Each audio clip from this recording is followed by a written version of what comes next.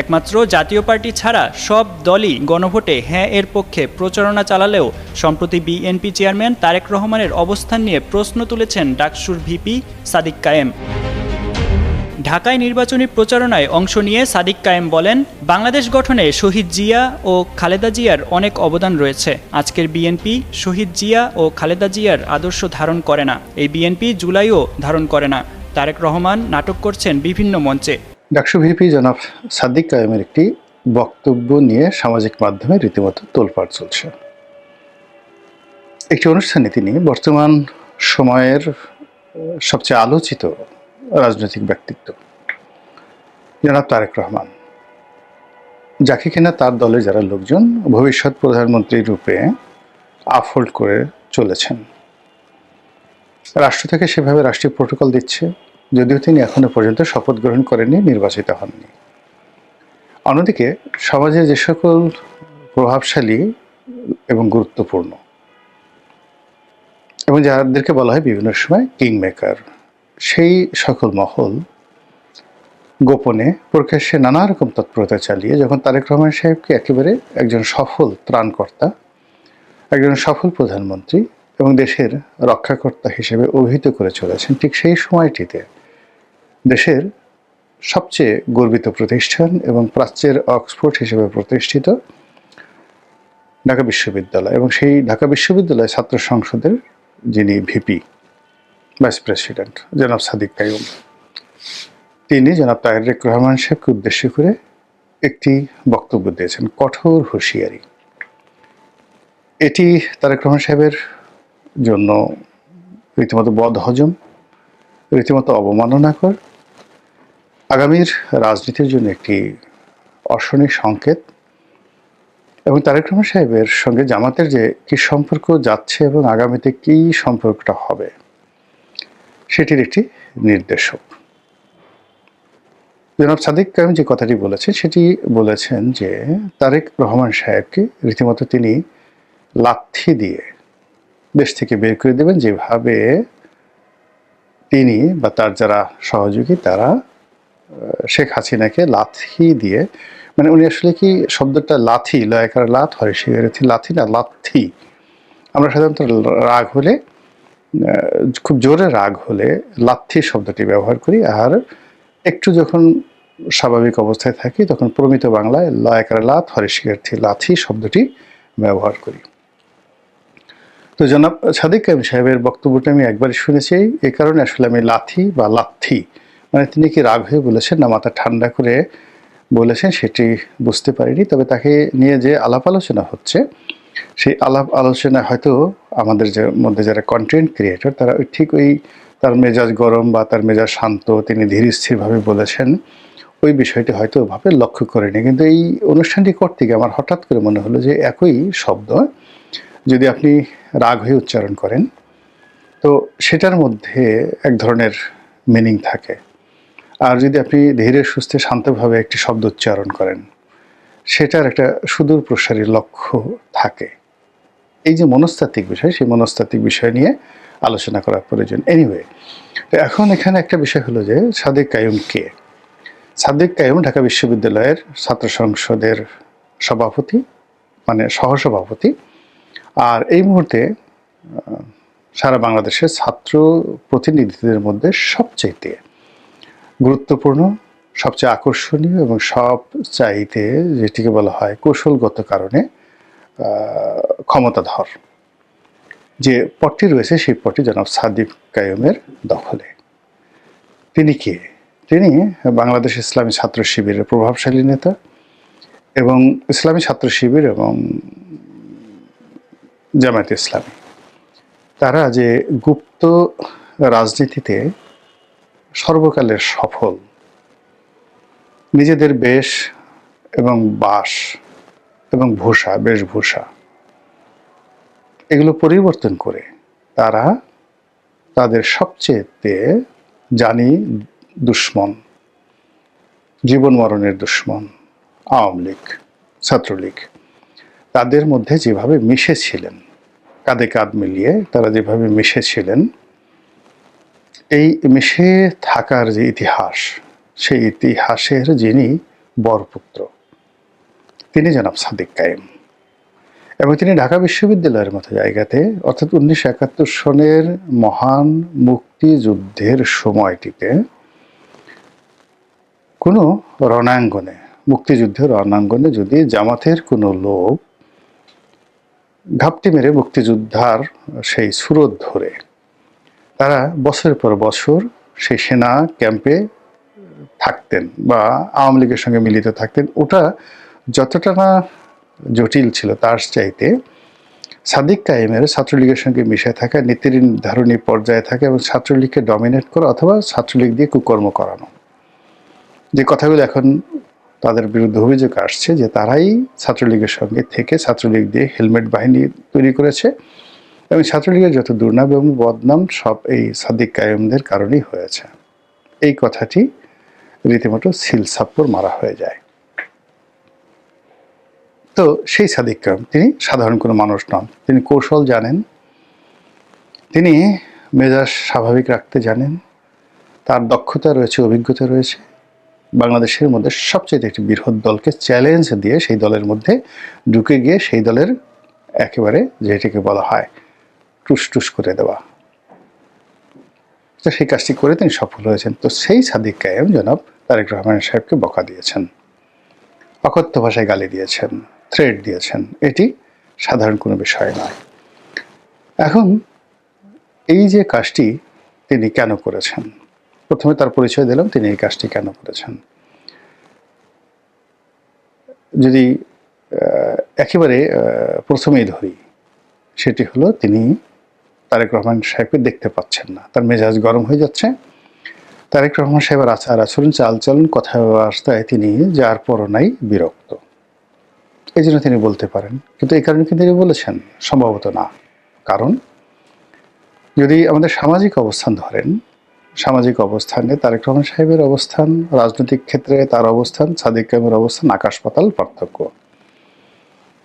এই অবস্থাতে তারেক রহমান সাহেবের সঙ্গে বিরোধিতা করা, তাকে পার্সোনালি আঘাত করা, যেটিকে জামাতের ভাষায় পাঙ্গা নেয়া বলা হয়, এই পাঙ্গা নেয়ার ক্ষমতা সাধারণত সাদিক কায়েম সাহেবের পর্যায়ের কোনো লোকের নেই। কাজে ব্যক্তিগতভাবে ব্যক্তিগত ক্রোধ, কাম, লোভ, লালসার বশবর্তী হয়ে তিনি তারেক রহমান সাহেবকে শত্রু বানাবেন অসম্ভব বিষয়।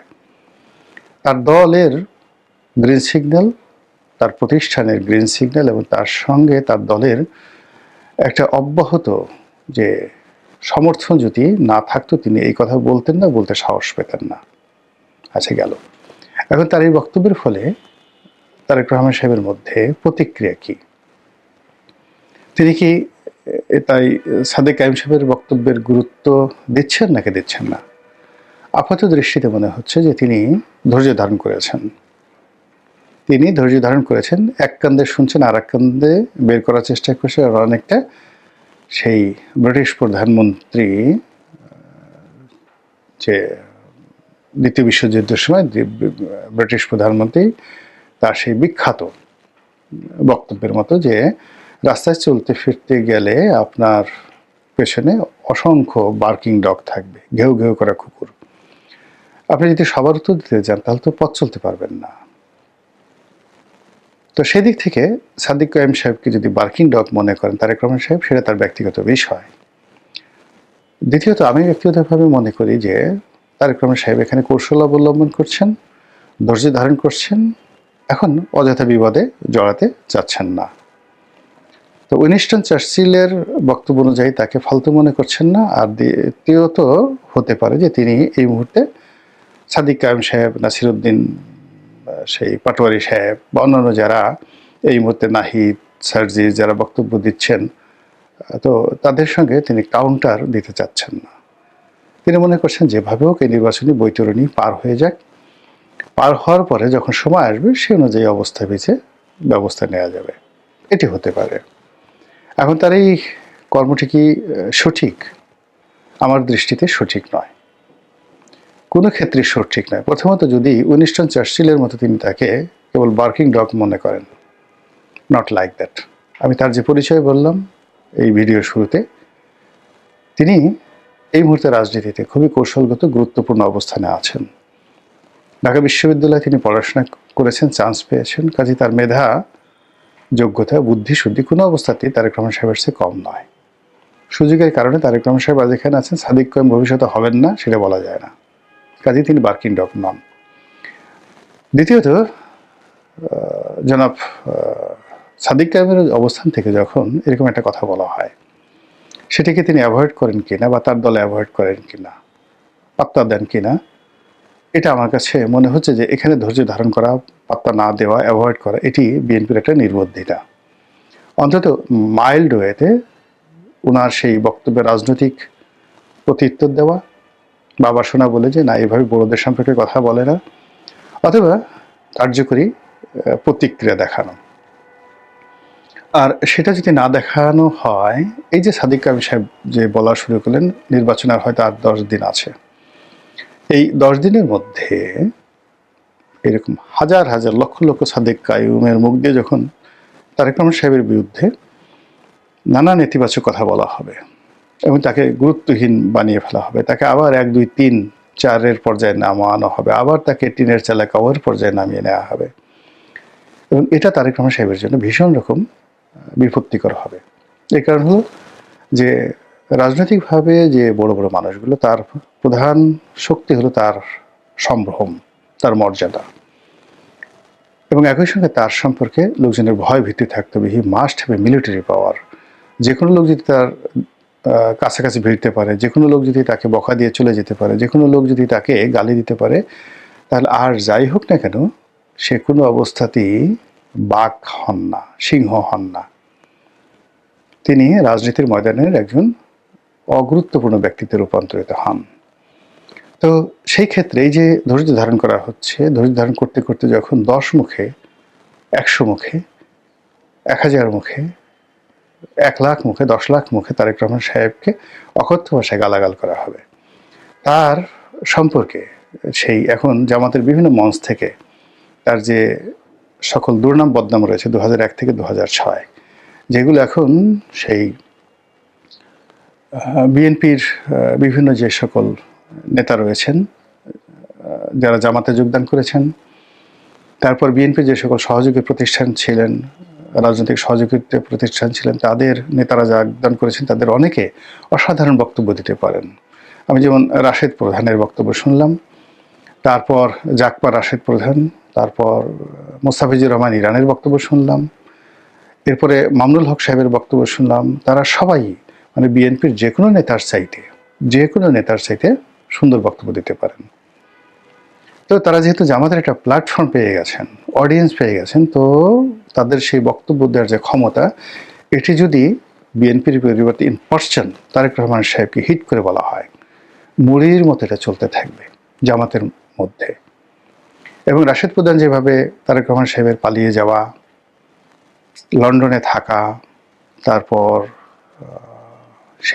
সেখান থেকে ফিরে আসা, তার হাওয়া ভবন, তার খাম্বা, তারপরে ওই সময়টিতে তার মুসলেকে দেওয়া, এই সকল বিষয় তুলে নিখুঁতভাবে কবিতা রচনা করে যেভাবে জামাতের মঞ্চে উপস্থাপন করেছেন, একই সঙ্গে যদি আরও কিছু গোপন তথ্য বানিয়ে, এটা সত্য মিথ্যা ডাজ নট ম্যাটার, রাজনীতির মধ্যে এটা হয়, মানে ভবিষ্যতে রাশেদ প্রধান, তারপর মোস্তাফিজুর রহমান ইরান, তারা যদি বলতে থাকে, তাহলে জামাতকে বলার মতো বা জামাতের আমিরকে ওইভাবে বলার মতো তাদের ওইরকম ন্যারেটিভ তৈরি করতে হবে, এবং ওই রকম কণ্ঠ, যাদের কণ্ঠ শুনে, এখন হয়তো রুমিন ফারহানা বললে শুনতো, কিন্তু সেই রুমিন ফারহানা তো নেই। তারা নুরুকে, ববি হাজ্জাজ বা পার্থকে এনেছে, এখন পার্থকে দিয়ে তো ওই কথা তারা বলাতে পারবে না, বা বলাতে পারলেও পার্থের কথা এভাবে কেউ এখন শুনবে না। অডিয়েন্স তাদের যার নিয়ে ইয়ানফসি হিসেবে ব্যস্ত। তারেক রহমান সাহেবের মঞ্চে যদি সেই যেটা রাশেদ প্রধান বলছে ওইরকম কোনো বক্তা হাজির করানো হয়, তাহলে আর তারেক রহমান সাহেবের যে ইমেজটা বিএনপি তৈরি করতে চাচ্ছে সেটা থাকবে না। আর অন্যদিকে তারেক রহমান সাহেব ছাড়া অন্য কোনো নেতা যদি মঞ্চ সাজায়, সেই মঞ্চে এখন 10,000 লোকও যাবে না। তো এই যে একটা ঝামেলার মধ্যে বিএনপি পড়ে গেছে, আর সেই ঝামেলাকে ব্যবহার করে জামাত এবং তাদের যে অ্যালাইড ফোর্স রয়েছে, তারা যেভাবে ম্যাটিকুলাস ডিজাইনে তারেক রহমান সাহেবকে উত্তেজিত করছেন, অথবা তারেক রহমান সাহেবকে তাদের পর্যায়ে না নিচু পর্যায়ে নামিয়ে আনতে চাচ্ছেন, তাকে একজন মন্দ মানুষ, ব্যাড বয় হিসেবে, একজন অলিগার হিসেবে, একজন বাউন্ডেলে, তারপরে যেটা টাইম ম্যাগাজিন বলেছে পিতামাতার অবাধ্য সন্তান, যে কিনা ঘর থেকে বের হয়ে পিতামাতাকে সর্বনাশ করে দিয়েছে। তো সেই যে বাইবেলিক শব্দ, সেই বাইবেলিক শব্দটি প্রয়োগ করে টাইম যেভাবে তাকে খোঁচা দেওয়ার চেষ্টা করেছে, সেভাবে জামাত যদি এখন খালি ওই শব্দগুলো, ওই শব্দের অর্থগুলোতে তারা শুধু বর্ণনা করতে থাকে, যেটা সাদিক কায়েমকে দিয়ে শুরু হলো, তাহলে বিএনপি সেটা কিভাবে মোকাবেলা করবে সেটাই দেখার বিষয়। মহান আল্লাহ আমাদের সবাইকে হেদায়েত দান করুন, হেফাজত করুন। আসসালামু আলাইকুম রহমতুল্লাহি ওয়া বারাকাতুহু।